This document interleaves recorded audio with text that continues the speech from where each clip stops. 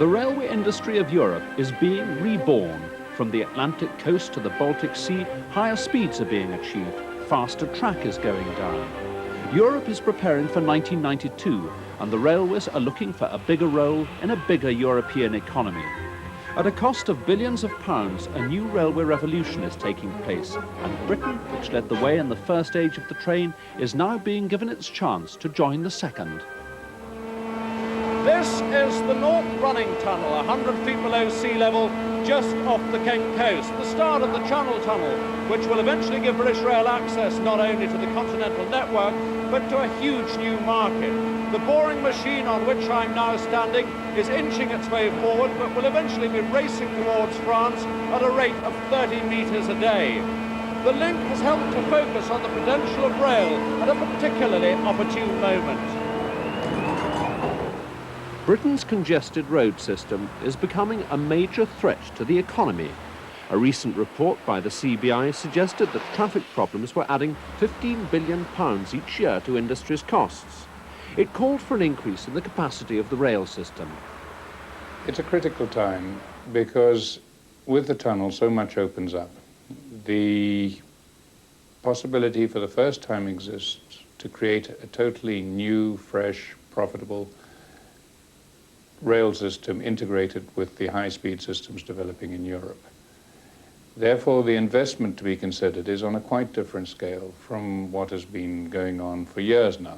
We're talking in some billions. And if you're going to do that in the southeast, then do the job properly. Do it through and round London, and do it on beyond London to the main commercial and industrial centres of Britain, all the way up to Scotland. But the government is not currently thinking of giving more money to British Rail. We, all of us in this great conference hall, know the advantages that spring from setting free the spirit, the entrepreneurial spirit, giving customers thereby a better service and increasing efficiency. I want to look at the whole of BR's future to see whether privatisation is the way ahead. Insiders in the industry see it differently. According to their view, privatisation will do little to solve the railway's current problems. Worse still, it could cut Britain off from the European rail revolution and all the economic benefits that might flow from it. Lord Marsh is a former chairman of British Rail. In the past, he has vigorously defended the government's free market philosophy. In general, I am totally in favour of privatising anything which it is sensible to privatise. All the evidence shows that there are major problems with industries which are state-owned. In relation to the railway, I think that's a very different problem. And I cannot myself see a sensible argument for privatising it or a sensible way of doing it. But BR does swallow a great deal of public money, and it delivers less than total customer satisfaction. The privatisation cause is driven by these two self-evident truths. What I'm saying is that private sector railway operations will be more efficient because it brings home the consumer preferences much more effectively, and will also give the opportunity for employees to have a stake in their industry. That, we believe, will provide a much better service to the customer. Radio 1 Travel News. On the trains today, numerous cancellations from Gidea Park, Southend Victoria and Shenfield. If you compare the British and continental railway systems, you're comparing two very different attitudes towards public subsidy. Consider this tale of two commuters. Using the suburban network of the French SNCF, barrister Mr. Philippe Bourgeois makes a journey of 38 miles a day from Bois-le-Roi to his office in Paris. His journey takes him half an hour. Mike Patterson travels an identical distance by British Rail from Rainham in North Kent into London. He takes almost an hour. His annual season ticket costs £1,368. The equivalent ticket in France costs £370, only 1/4 the British price.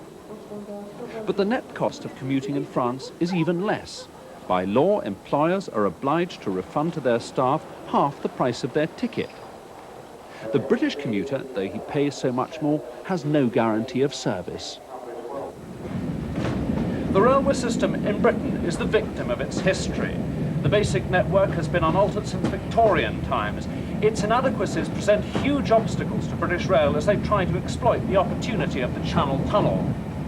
This is the approach to the Battersea Rail Bridge, the only intercity link between the main networks north and south of the river in London. But it's limited in speed to 15 miles an hour, and for the planners, that is a nightmare. It's a very old system. It's 100, 150 years old. Unlike the Continentals, our railway system wasn't wiped out. We didn't start on a blank sheet of paper. So its capital requirements are colossal. In Europe, by contrast, history has benefited the rail system. Destruction by Allied bombers during World War II made possible their complete reconstruction. And they had something else going for them. Unlike successive British governments, Labour and Conservative, the politicians of the continent gave unequivocal support to the railways. If you were looking for a statement to express the difference between the railways in France and Britain, this might be it. It is a restaurant, but not any restaurant. In the words of the official guide, it is le cœur pompeux, the ceremonial heart of the Gare de Lyon, the main terminal connecting Paris to the south of France. The guide goes on to say that it's a monument to the glory of art, but its magnificent gilded extravagance also reflects the special status of the railway system in France.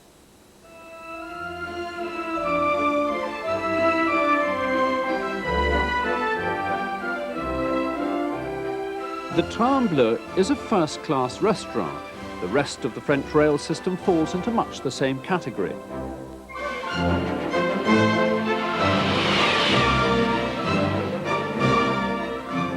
The flagship of the SNCF is the TGV, the high-speed train, the fastest scheduled passenger train in the world. It slices through the French countryside at speeds approaching 170 miles an hour.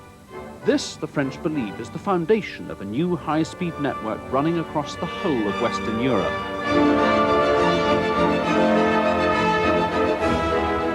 But in Germany, too, the state has given a high priority to ensuring that trains remain a major competitor in the transport market.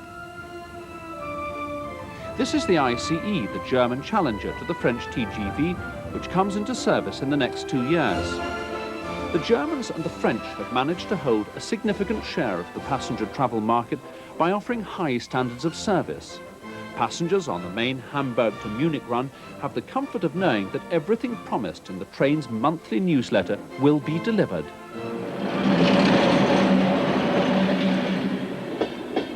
The German railways also carry about 20% of the country's freight, 3 times more than in Britain.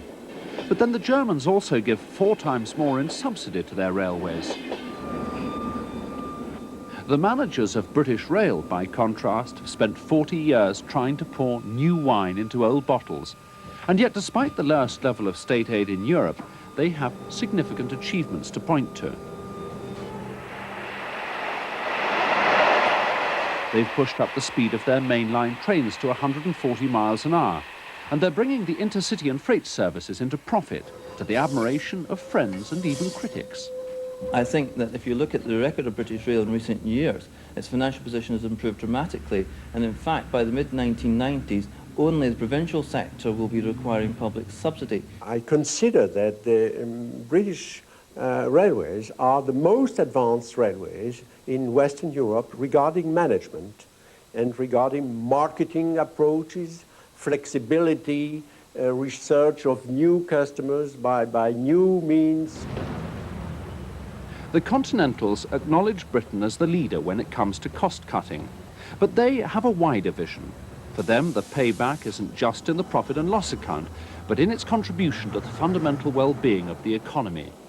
The state government of North Rhine-Westphalia retains a British academic, Professor John Whiteleg, as its transport advisor.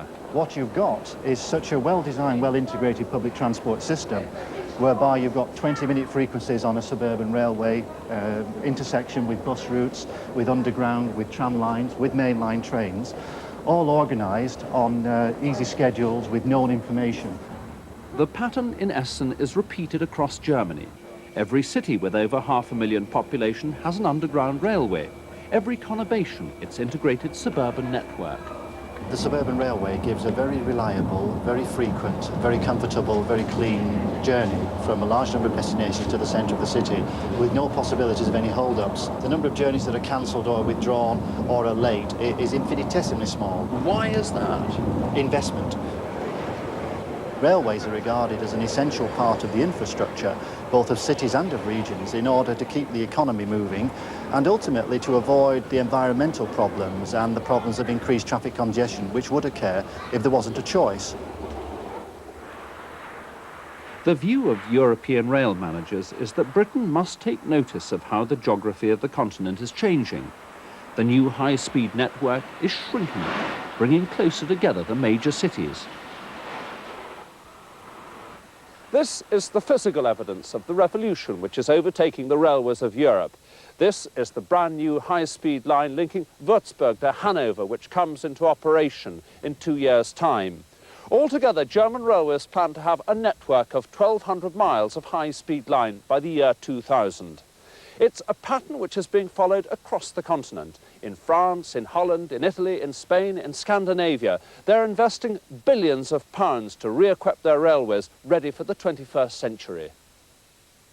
The Germans are shifting the whole focus of their network. For historic reasons, main rail routes run from east to west towards Berlin. The restructuring of the system will effectively swivel it through 90 degrees. The current German government transport plan calls for over £12 billion to be invested in major rail projects. In France, it's just under £1 billion a year. In Spain, £10 billion is going on upgrading the whole system. The government of the Netherlands has plans to invest over £3 billion in their network. And the Italians want £18 billion for theirs. They've already completed a brand new high-speed line on the main route from Rome to Milan.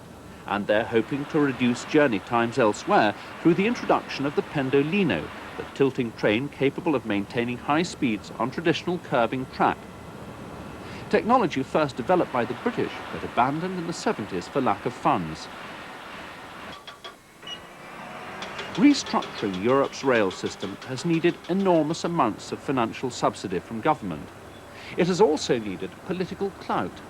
Any private company embarking on a similar enterprise would quickly discover, as the French did on the new TGV route west out of Paris, that you can never foresee what special interest groups you may upset. French railways have been working hard to make a name for themselves as protectors of the environment. When they laid out the route of the new high-speed line to the west, they discovered that at this point it ran through a forest lake which was home to a large community of rare frogs, toads and newts. So they set up an elaborate operation to move the pond and its entire community 100 yards over into the forest. And this is where the amphibians of Rambouillet now live. According to the scientists, there is every evidence that the population are very happy with their new home. The French railways say, though, that it's not only the frogs and toads who've benefited from the high-speed train. Railways, they say, are good news for the whole of the environment. Amphibians apart, the environmental, social and political hurdles which confront the modern railway builder are formidable. The Germans insist such problems could not be overcome without the full backing of the state. And British advocates of privatisation agree. I don't believe it would have been possible. Carrying out projects on this scale when it affects so many people and interests just isn't feasible without government support and approval.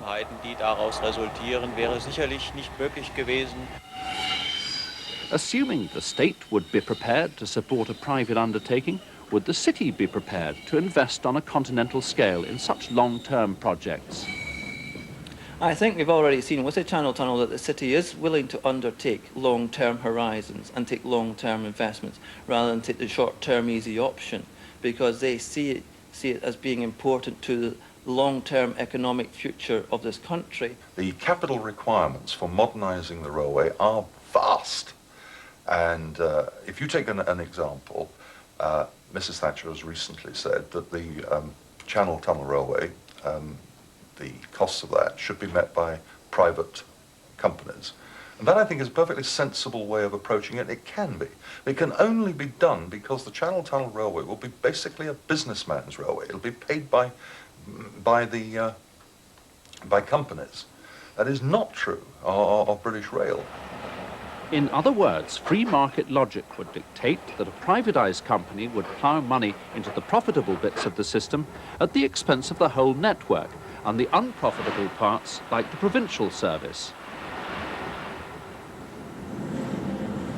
In Germany, that's a matter which concerns not only railwomen, but industrialists too, such as Eberhard Kill, Senior Vice President of the German engineering giant Siemens. Man könnte sich vorstellen, one could imagine certain transport routes, like the Channel Tunnel for instance, being selected and run as a private business. But that doesn't solve the problem. After all, the profitable parts of the network are dependent on the feeder lines to bring them traffic. Privatising parts of the system would be rather like picking the currants out of a cake. But you will, whatever you do, come back to a situation where the public and the politicians will rightly demand that this major chunk of the nation's transport system conforms to some sort of central policy. Whatever that policy may be, I cannot see the purpose of the exercise other than possibly taking the issue of privatization to nearly the same level of dogma that we got with the arguments for nationalization. It's there, so it ought to be privatized. For supporters of the present system, the greatest danger to British Rail is not privatisation, but the possibility of a breakup.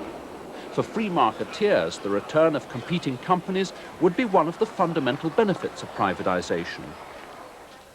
There are, they say, two possible models. The network could be shared out geographically between several companies, or responsibility for the track could be given to a single authority. The rolling stock would be taken over by operating companies who would bid for the right to use the track. Supposing you've got 10 companies, each wanting to use the tracks owned by the National Track Authority, whatever you call it. Now, each of those 10 companies, are they presumably going to provide all their own locomotives and all their own staff? So we'd have to have 10 times as many depots and 10 times as many staff if there's to be genuinely free competition. So in the end, instead of reducing cost, you'd be increasing costs immeasurably, and nobody could ever make it pay. If somebody can show me that the nation would be better served by a railway in private ownership than one in public ownership, I would be very interested to see it. I am awaiting sight of the Holy Grail, which hasn't yet appeared. Inevitably, a sell-off of the railways would be different from any previous privatisation. Without massive state aid, market forces would force the network to shrink drastically. A smaller, profitable rail service would save the taxpayer several £100 million. The cost to the British economy, however, could be colossal. What could happen is that growth in trade in the areas on the edge of the European community could be held back.